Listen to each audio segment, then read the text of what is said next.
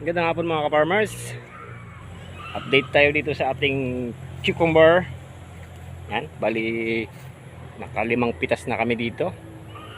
Pasensya na yung mga nakadarang linggo, ano? Nasira kasi yung cellphone natin. Nabasag yung LCD. Lalo na sa mga nagtatanong, mga nagko-comment sa atin, hindi natin masagot kasi nga nagluloko yung LCD. Basag kasi, guys. Ito, napalitan na natin, naipagawa na natin. Buti nagaan tayo pipino. Bali nakalimang pitas na, apat na pitas na para tayo dito, apat pa lang. Panglima bukas. Bali ang napitas na natin dito mula nung una ay naka 570 kilos na tayo dito. At maganda yung presyo mga ka-farmers. Yan itsura, ano? Kalimutan ko na rin kung ilang edad nito. Ay, nabasag kasi yung LCD ng cellphone natin. Hindi tayo makapag-video. Hindi rin natin masagot yung mga comment sa atin. Ito kagagawa lang ng LCD ng ating cellphone. Kaya update na natin. 1 week tayong hindi nakapaggawa ng video. Ito, nag-abono kami ngayon. 314 yung ginagamit ko. Bali 2 lata yung dosage natin dito.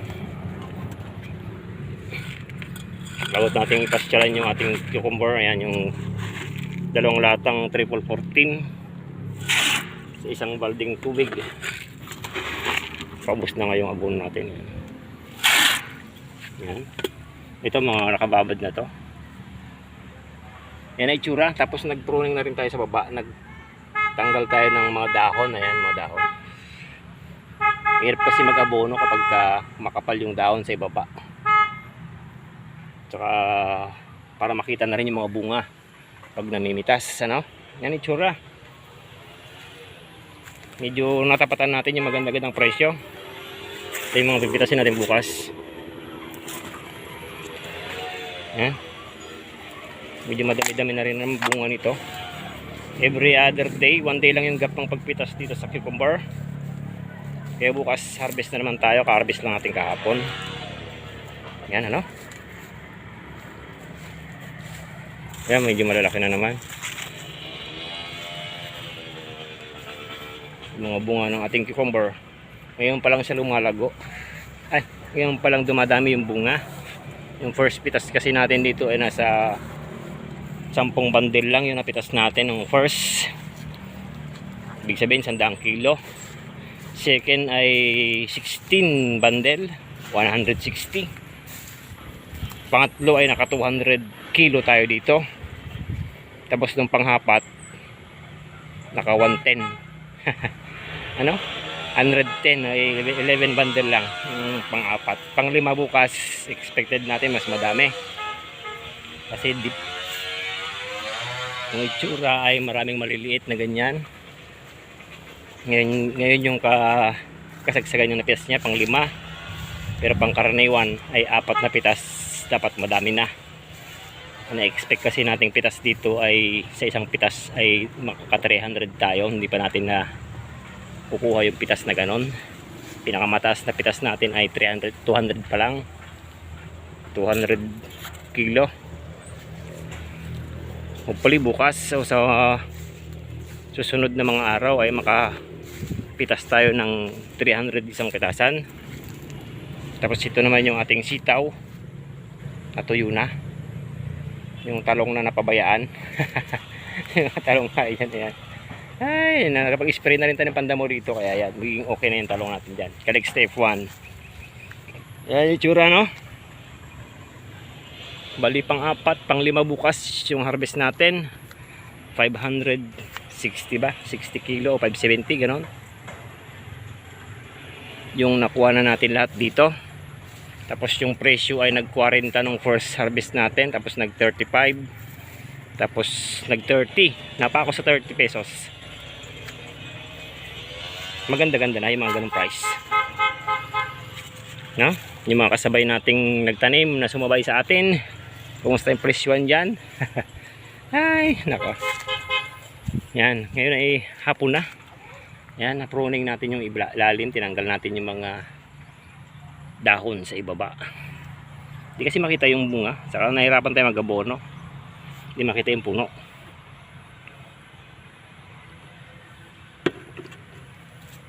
Hindi tulad yan, kita-kita na yung puno. Bali mag-isa lang ako nag-aabono ngayon. Dami nito. Yung bunga ay madami-dami na rin, no? Yan yung itsura. Ang ginagamit na natin dito ay mula nung nagpitas tayo. Mula nung first pitas natin ay triple 14 na lahat. Hindi na tayo naglagay ng urea, no? Kasi nga sobrang kapal na niya. Kumapal siya ng todo. Ayan. Hindi. Yan yung mga maliit na bunga. Tapos yun yung harvest natin bukas. Maraming bunga dito sa ilalim. Hindi na makita-kita. Yan. Kasi nga sobrang kapal. Ay, napakapal natin ng todo, ano. Sumubra tayo sa nitrogen. Pero yung mga bunga maliliit ay dumadami na kasi nga nagpurong triple 14 na tayo ng isang linggo na. Mula nung namunga to. Yan. Ay nag triple 14 na tayo, hindi na tayo nagdagdag ng nitrogen. Kasi triple 14 ay pantay-pantay yung nutrients nun, ano. Yan. Malalaki yung bunga, guys. 3 piraso ay mahigit 1 kilo na. Kaya tiba-tiba tayo dun sa kilo. Pagdating sa kilo, ito yung variety ng Mega C, ano. Tapos meron na nahuli lang yung paglagay natin ng triple 14. Kaya medyo yung pagbunga ay medyo late. Kasi kumuna siya. Kumapal muna siya. Ayan, cover na talaga yung ating balag. Yan yung itsura. Nasa ilang days na ba to? Kalimutan ko na. Ay, basta pang 5 pitas bukas. Naka-4 na tayo, no? Medyo bumaba ng konti yung presyo pero okay pa naman yung 30 pesos. Baka sakaling mag 40 o 35 man lang, no?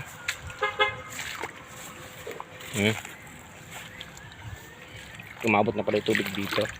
Bukas ay patubig tayo. Nagpatulo lang kasi ako kasi nga kailangan natin ng abono. Ano, mag-abono ngayon. Wala tayong tubig. Yan, mga bunga. Ganda na ng itsura. Talagang mataas. Pantay ko yung iba. Lampas-lampas na nga. No? Update tayo. Triple 14 ang gamit natin. Pag beginner's guide. Paano mag-abono ng fruiting stage na cucumber. Ayan. Tapos ang gamit nating insecticide dito ay gold saka brodan. Yun lang palagi. Gold saka brodan. Importante kasi yung brodan pang uod. Yan, matalbos. Pang leaf miner kasi marami tayong leaf miner dito sa baba. Tapos Fungitox yung gamit natin sa pang fungus. Mga nininilaw na yan. Kontrolado na lahat yan, guys. Yan. Mayroon kasi kapag inatake tayo ng uod. Brodan saka gold lang ginagamit ko para yung mga itlog ay hindi itlog ng insekto ay hindi na mapisa dahil dun sa ginagamit nating gold, no? Ito tutuloy natin yung pag-abono. Tapos bukas huwag kalimutang magpatubig, ano, pagkayari mag-abono. Pero minsan naman nauna yung patubig natin bago tayo mag-abono. Bumaba na nga yung talbos sa'yo. Yan. Yung part na ibaba ay may leaf miner. Pero kontrolado na natin. Ito yung mga ibang dahon. Mga lumang dahon ay nagkaka-leaf miner, ano. Brodan lang ginagamit ko sa gold para sa pag-control ng mga insects dito sa ating cucumber. Yan yung update natin.